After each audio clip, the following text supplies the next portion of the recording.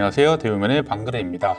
네, 오늘은요, 저번 시간에 마늘 컨텐츠가 조회수가 잘 나와서 이번에는 마늘 양파, 입금 마름 현상, 원인에 대해서 한번 분석을 해보고 그리고 어떻게 방제를 해야 되는지까지 제가 알려드리도록 하겠습니다. 네, 이 입금 마름 현상, 입마름 현상이라고도 하죠.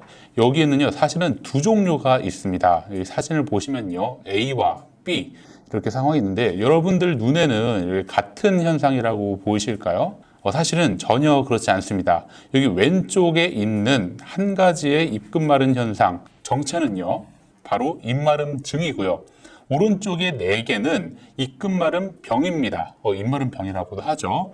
그래서 사실은 이 입마름 증과 입마름 병은 굉장히 다른 원인을 가지고 우리들을 괴롭히게 되는데요.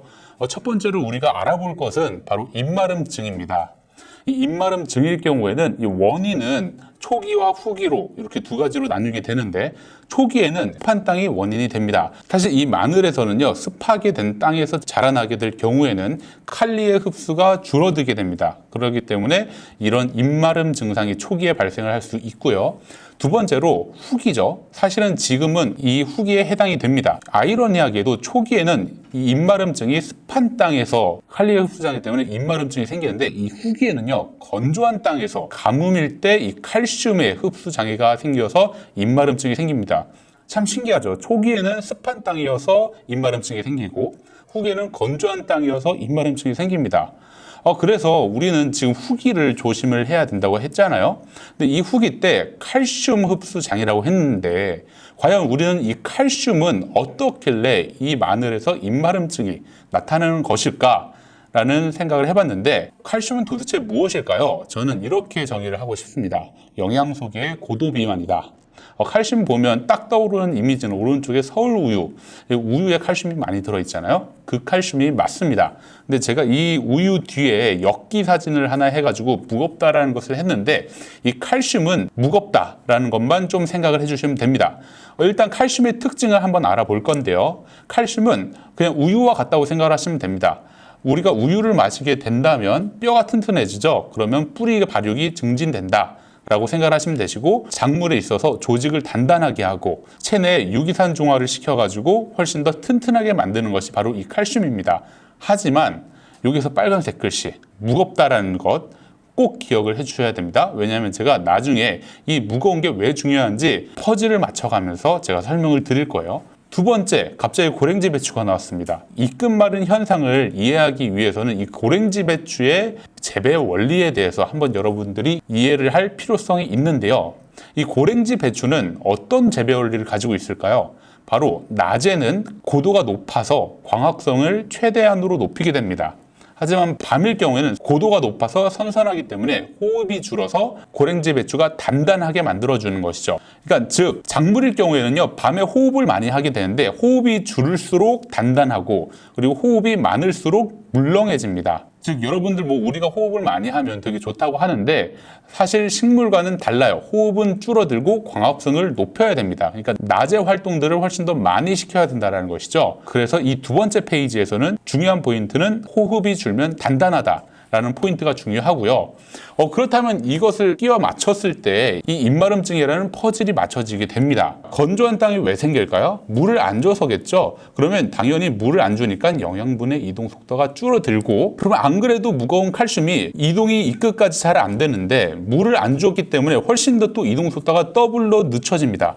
그렇기 때문에 이 칼슘이 이 끝까지 이동을 못해서 결국에는 입마름증을 발생을 시킨다라는 것이죠. 자, 마지막으로 입마름증 또한 잎에 작물에 상처가 나는 것이죠. 그럼 상처가 나면 식물은 호흡이 많아지게 됩니다. 그렇게 되면 결국에는 이 잎편이 물렁해지게 될 수밖에 없다라는 것이죠.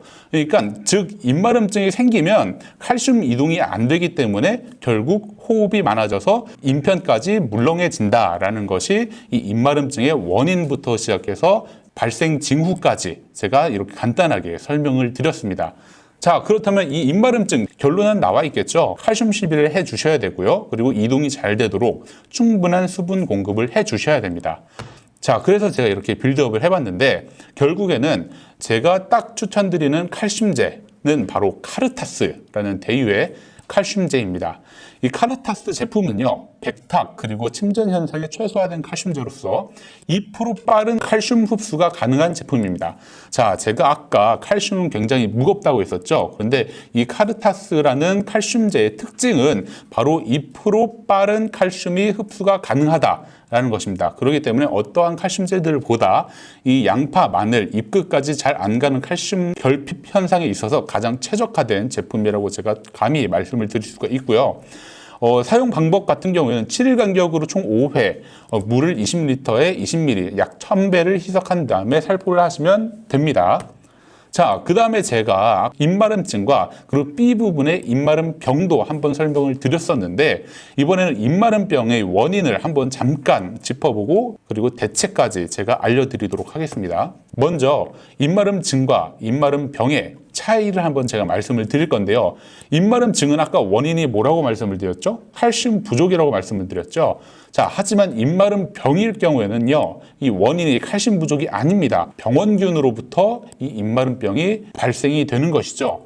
자, 증상 또한 같을까요? 같은 것 같지만 조금 다릅니다. 자, 입마름증 같은 경우에는 그냥 입끝이 마르는 정도로 칼슘 결핍 현상인데, 이 입마름병 같은 경우에는 병이란 말이에요. 입도 마르고 입끝도 마르고, 그리고 이것은 특이하게 입 중간쯤에 젓갈색의 반점이 형성이 됩니다. 그렇기 때문에 여러분들 이게 입마름증이야 아니면 입마름병이야 이렇게 고민을 하시게 된다면, 고민을 하게 되는 상황이 놓인다면 여러분들 입 중간쯤에 젓갈색 반점이 있는지 없는지를 한번 파악을 해 보신 다음에 하나는 칼슘 부족에 대한 시비를 해주시고 아니면 병원균에 대한 처방을 해주시면 됩니다. 자, 그래서 저는요, 이 입마름병은 결국 원인은 병원균이다 라고 제가 말씀을 드렸잖아요. 병원균이면 어떻게 해야 돼요? 살균제로 시비를 하셔야겠죠. 어쨌든 균을 없애는 게 살균제잖아요. 그렇기 때문에 이번 편에는 작물보호제도 생각을 많이 하실 수 있겠지만, 이번 편에는 특별히 저희가 유기농업자재로 설명을 드리겠습니다. 이 살균 역할을 많이 하는 구리와 황이 함유된 코프로싹 S를 사용을 하시면 되시고요. 이 코프로싹 S에 대한 설명은 굉장히 많이 했으니까 생략을 하고, 물 20리터에 40ml 500배 희석 후 살포해 주시면 됩니다.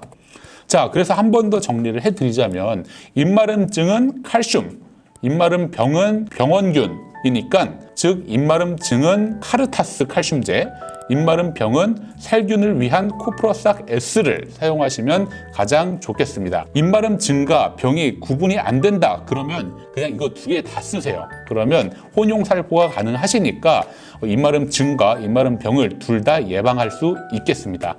네, 오늘은 이렇게 해서 오늘 양파, 마늘, 그리고 입마름 현상, 원인부터 대책, 그리고 이 입마름병과 입마름증의 차이에 대해서 알아봤습니다. 다음 컨텐츠는 더욱더 유익한 컨텐츠로 뵙도록 하겠고, 지금까지 저는 대유맨의 방그레였습니다. 구독, 좋아요, 알림 설정까지 부탁드립니다. 감사합니다. 대유맨 구독, 좋아요, 알림 설정까지 부탁드립니다. 씨 뿌리고 수확까지 자라나라 자라나라. 너도 나도 성공농사 대유비료 기똥차다. 방망곡도 구석구석